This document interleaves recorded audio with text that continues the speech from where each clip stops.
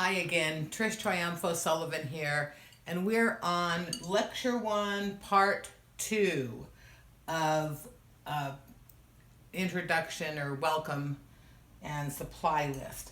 So when we left off, we had just talked about that you're going to need 2 brushes, okay?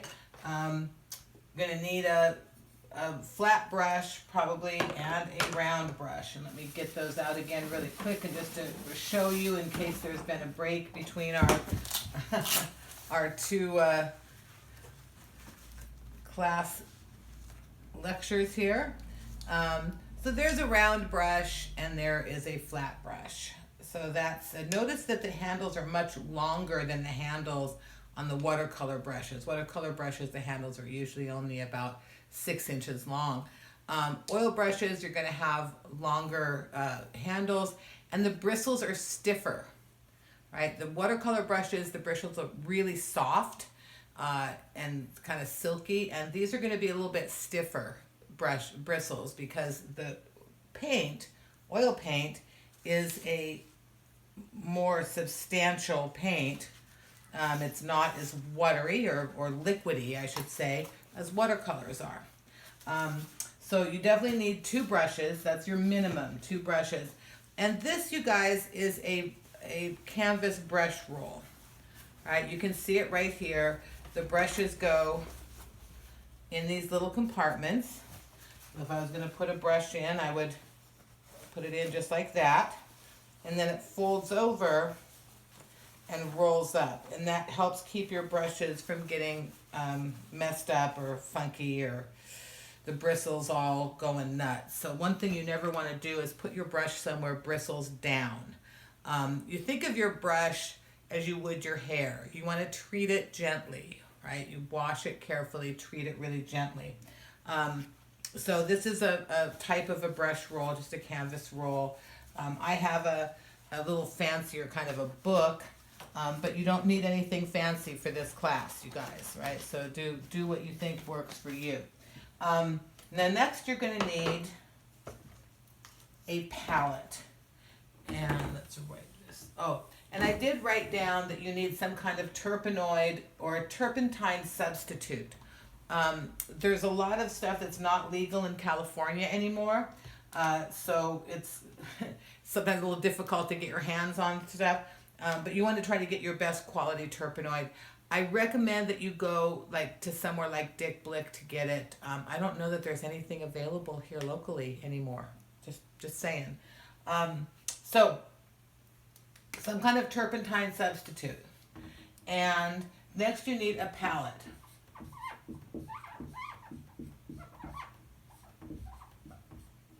Right. Palette is very important.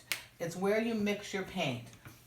So most oil painters or people who paint with acrylics are going to use this type of a palette, right? You've seen painters hold their palettes like this, or like this is really more the comfortable way. A lot of times you'll see them, they'll have their brushes held here, right? They'll hold a brush in their hand here as they're working, and then they'll be back with this.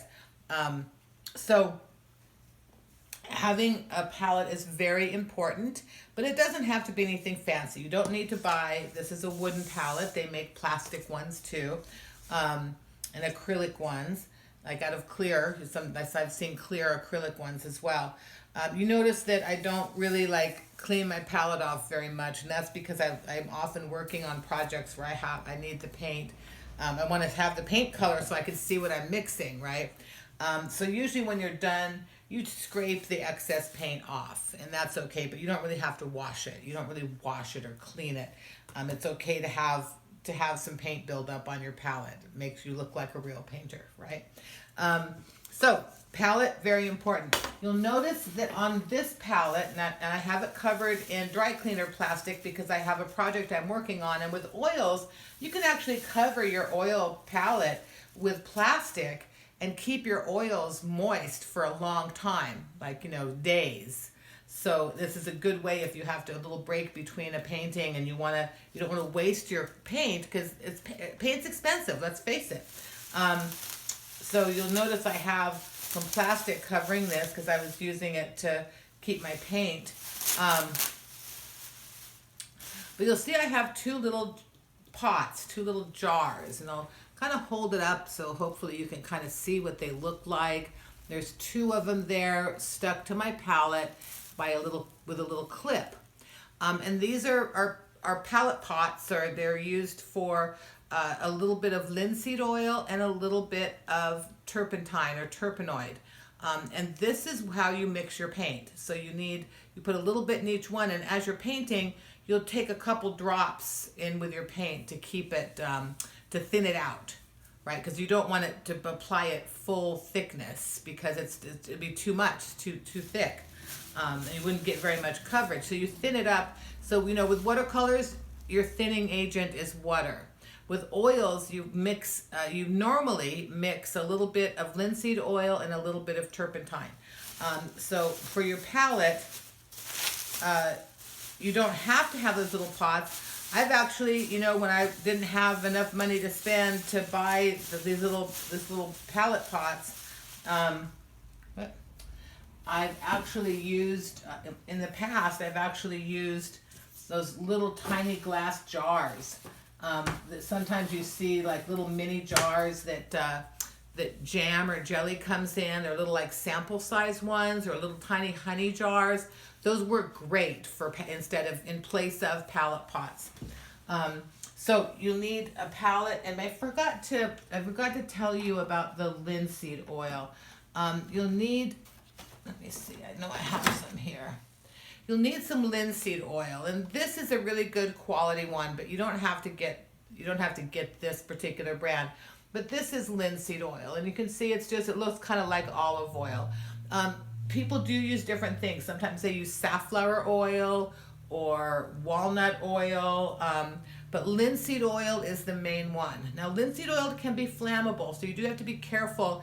If you get it on a rag, don't wad up the rag and throw it in a cupboard or in a tight space. You want to let it air out. And that's true for all your oils. Never put your rags away until they're completely dry, which might actually take days. Okay? So you'll need some linseed oil. Let me write that down for you. So you got that.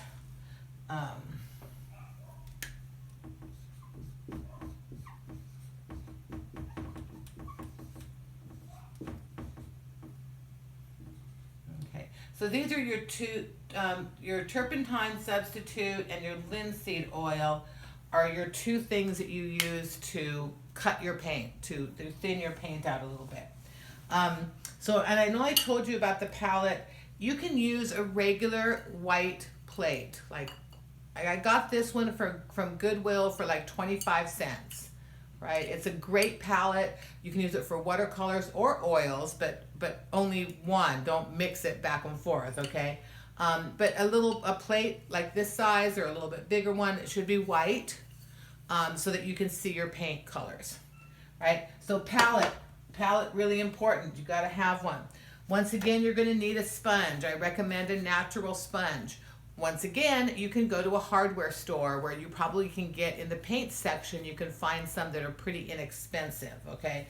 So you definitely want a sponge.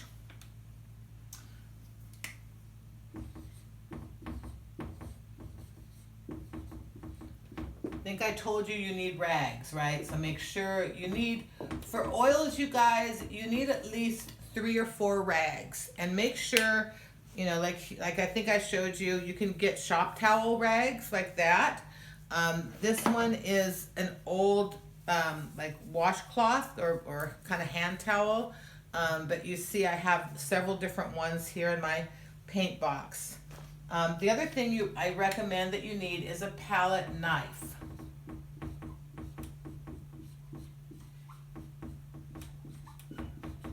This is what you use for mixing your paint. All right, you'll see this is a pretty common one, pretty common size. They're very flexible because you basically use them like this to mix your paint. Right, you're kind of mushing your paint in when you're mixing 2 colors together, or when you're mixing in some linseed oil and turpentine. You can do it with this. Right, so that's a palette knife. There are different kinds of palette knives as well. You'll see here I have a little kit where I have like a whole bunch of different palette knives for mixing. And some of these are actually used for painting, right? When you see those those canvases with really thick paint and it's just kind of, seems like it's kind of scraped on or scraped off, it's done with a palette knife, right? So you want to make sure you have one palette knife. You don't have to get a ton of them, but one palette knife. And if you're just going to get one, this is the shape that I recommend, okay, like that. So it's just a basic palette knife. And you can kind of see the size by my hand. It's not a big giant thing. Some people also, when they're, some artists also like to use a scraper, such as this, to scrape off their palette. So this is the one I normally use. You can see it's a well-used scraper, right? And if I need to have stuck on paint that's dried up, I can scrape it off with this. But you don't, that's not absolutely necessary. I just showed it to you because it's in my painting box there. Okay, so palette knife, got the sponge, got rags. Now paint. So you're gonna need to get some paint. I personally like this brand. And when I looked on Dick Blick, they had a pretty inexpensive set of 12 colors, I think for like $40 or $45, which really good price. But Gamblin is the brand that I prefer. It's the one that I use. Is that the brand you need to have? No. Grumbacher is a really good one. The Blick brand, right, or Utrecht brand, they're very good quality. You don't need to have a super expensive paint set. There's a lot of different brands that are very good, but I recommend that you have at least 10 different colors, right? You want to have purple because you can't mix purple very well. So if you like purple and you want to use that in your painting, you'll want to have that. And I recommend you get a large tube of white. Look how much bigger this tube is than these little ones. So this one is a 150 milliliter white. It's a big one, right?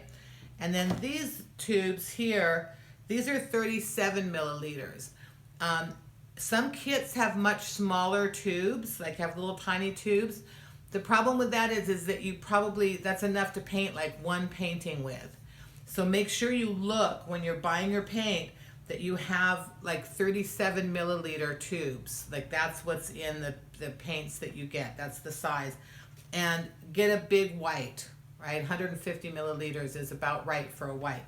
So those are the basic tools that you need for painting in oils. You need to have your 2 brushes. You need some kind of terpenoid or turpentine substitute. You need linseed oil. You need a palette. I recommend a natural sponge and a palette knife, as well as some rags. And an old toothbrush, just like we said for watercolors, this is great for some special effects, and I'm going to do a demo for that, so you'll get to see that as well. And I'm just going to reiterate. So I think I talked to you a little bit in the beginning about the use of paper towels, right? So paper towels just don't work. Once in a while, you have a couple paper towels handy, and just in case there's a spill or something. But they don't really work to absorb the paint. You really can't wipe your brush on them and have good results.